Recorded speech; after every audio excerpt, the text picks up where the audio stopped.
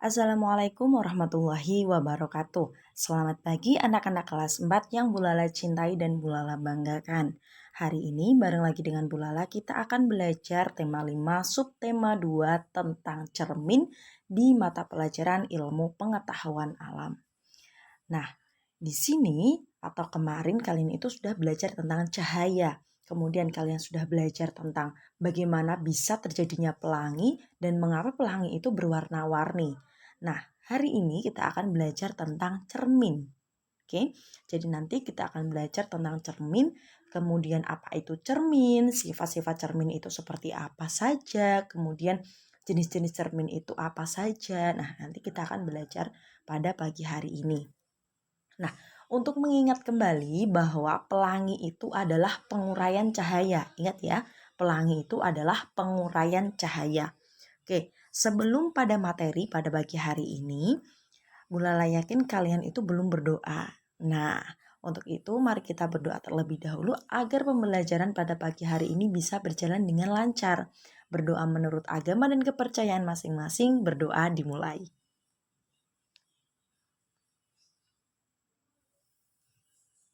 Berdoa selesai. Nah, di sini ada beberapa hal yang ingin Bu Lala tanyakan kepada kalian. Oke, di sini Bu Lala sudah menyiapkan sebuah gambar cermin.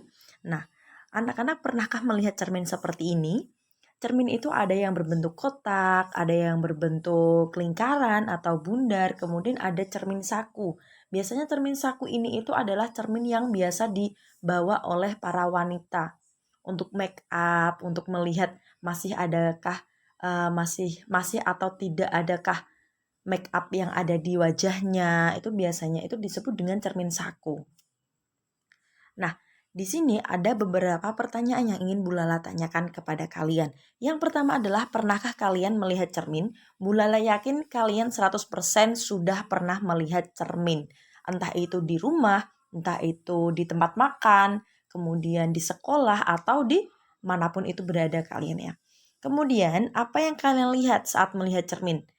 Pasti yang kalian lihat ketika cermin itu adalah sesuatu hal yang ada di depan cermin itu. Misalnya saja ketika kalian membawa cermin, kemudian kalian taruh cermin itu di depan muka kalian. Maka yang kalian lihat itu apa? Yang kalian lihat ya muka kalian, wajah kalian. Kemudian ketika kalian membawa cermin, kemudian cermin itu kalian hadapkan ke wajah teman yang ada di sebelah kalian. Maka yang kalian lihat di cermin itu ya wajah teman kalian. Sedangkan wajah teman kalian itu bisa melihat wajah dia, bahkan bisa melihat wajah kalian. Oke. Kemudian mengapa hal tersebut bisa terjadi? Itu nanti yang akan kita pelajari pada pagi hari ini. Mengapa bisa cermin itu memperlihatkan benda yang ada di depannya. Nah, ternyata anak-anak, cermin itu dapat memantulkan sebuah objek. Jadi, mengapa cermin itu bisa terlihat atau sama persis dengan apa yang ada di depannya. Karena cermin itu dapat memantulkan cahaya. Ingat ya, kalian bedakan kalau pelangi itu adalah penguraian cahaya, kalau cermin adalah pemantulan cahaya. Masih ingatkah kalian tentang sifat-sifat cahaya? Nah, salah satu sifat-sifat cahaya itu ada pada cermin, yaitu cahaya dapat dipantulkan. Nah, di sini Bu Lala akan membahas tentang cermin. Apa itu cermin? Cermin itu merupakan suatu benda yang berbentuk datar dan dapat memantulkan cahaya. Jadi bentuk cermin itu datar. Oke, tidak bergerunjal. Apa ya bahasanya bergerunjal? Bergelombang-gelombang. Tidak, tetapi berbentuk datar. Kalau lurus ya lurus saja. Kalau melengkung ya melengkung saja. Kalau melembung atau cembung ya cembung saja. Jadi itu tidak bergelombang. Kemudian ternyata cermin itu memiliki banyak sekali kegunaan dan manfaat untuk membantu aktivitas manusia. Nah, di sini cermin itu dapat dibedakan menjadi 3 bagian atau 3 sifat.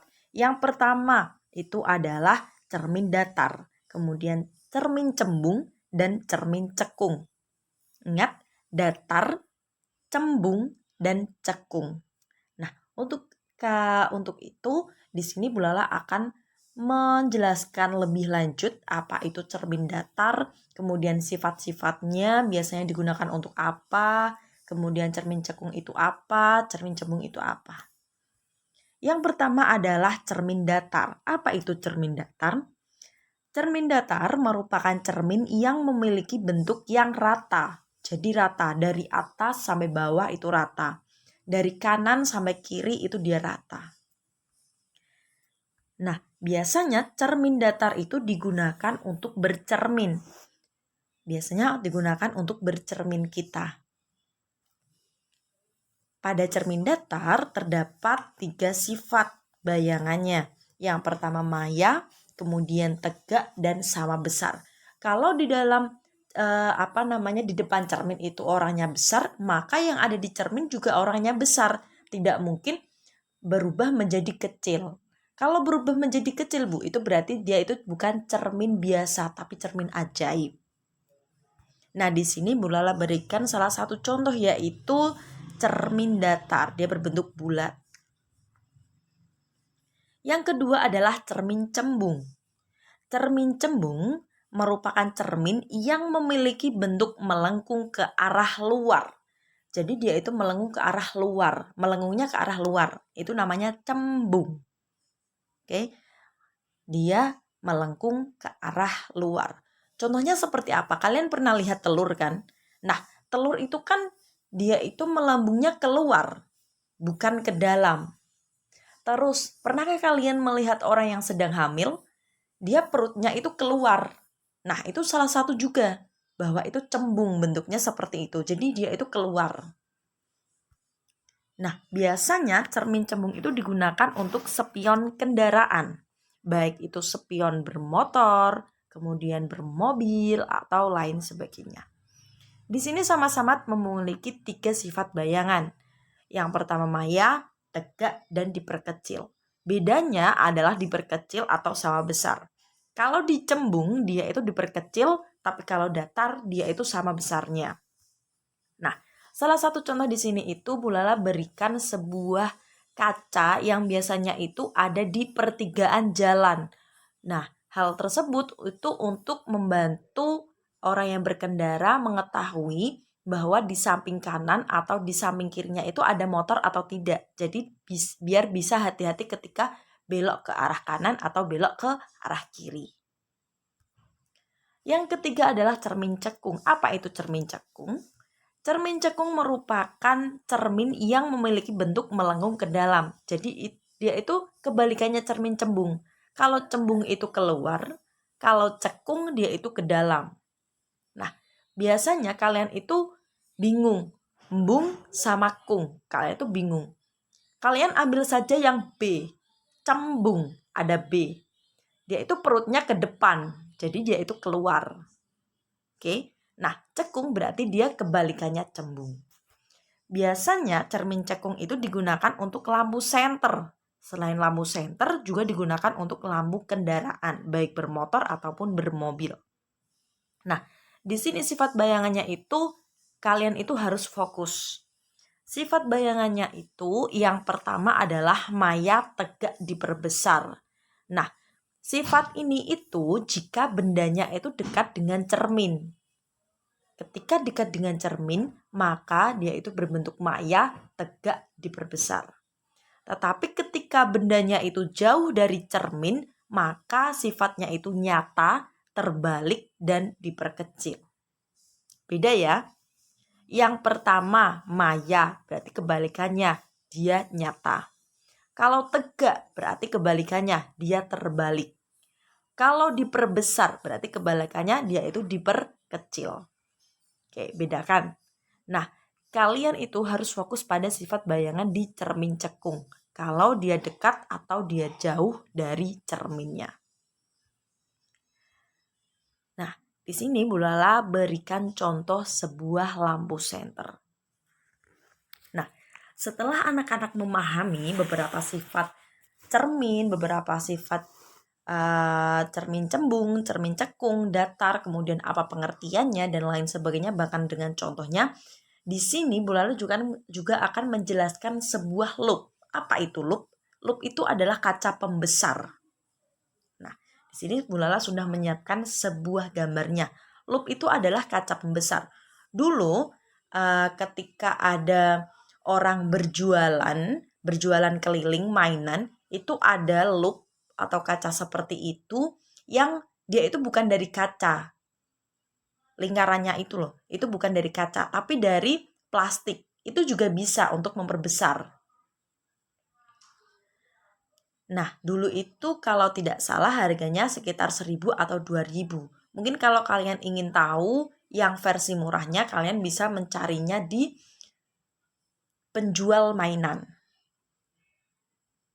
Nah, tahukah kalian apa nama itu dan fungsi bendanya? Kalau nama pasti kalian sudah tahu kan namanya itu apa? Dia adalah loop atau kaca pembesar. Nah, loop atau kaca pembesar merupakan alat optik yang terdiri dari lensa cembung.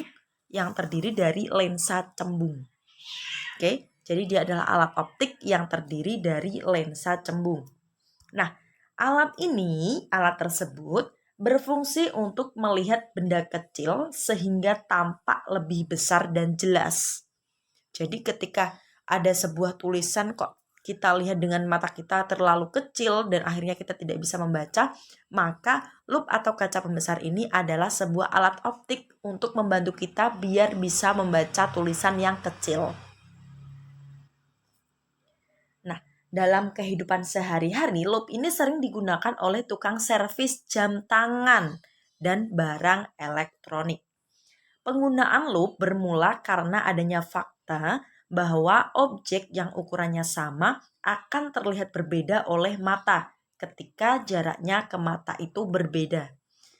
Semakin dekat objek, semakin dapat dilihat.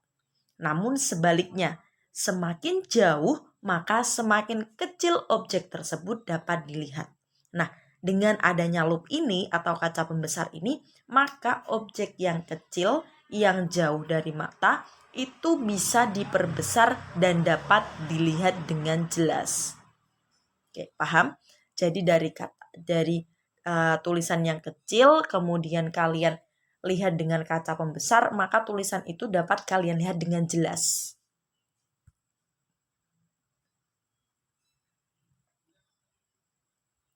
Nah, ternyata sampai di sini saja.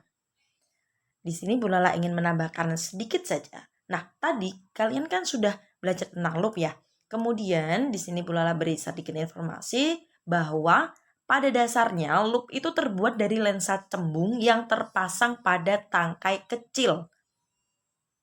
Oke, yang terpasang dari tangkai kecil. Nah, namun anak-anak itu bisa membuat loop sendiri. Dengan cara bagaimana? Dengan menggunakan bahan-bahan yang ada di sekitar kalian. Bisa dengan plastik bening, kemudian kalian gunakan air atau karet gelang, kemudian kalian pasang seperti halnya sebuah plastik, kemudian kalian potong menjadi lingkaran, kemudian kalian karetkan pada sebuah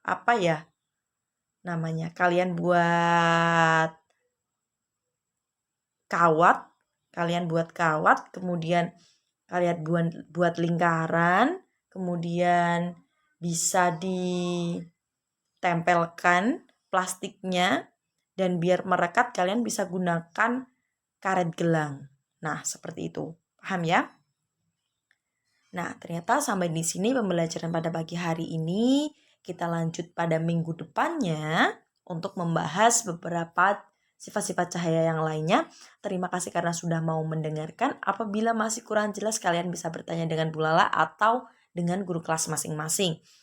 Sampai jumpa di minggu depannya. Wassalamualaikum warahmatullahi wabarakatuh.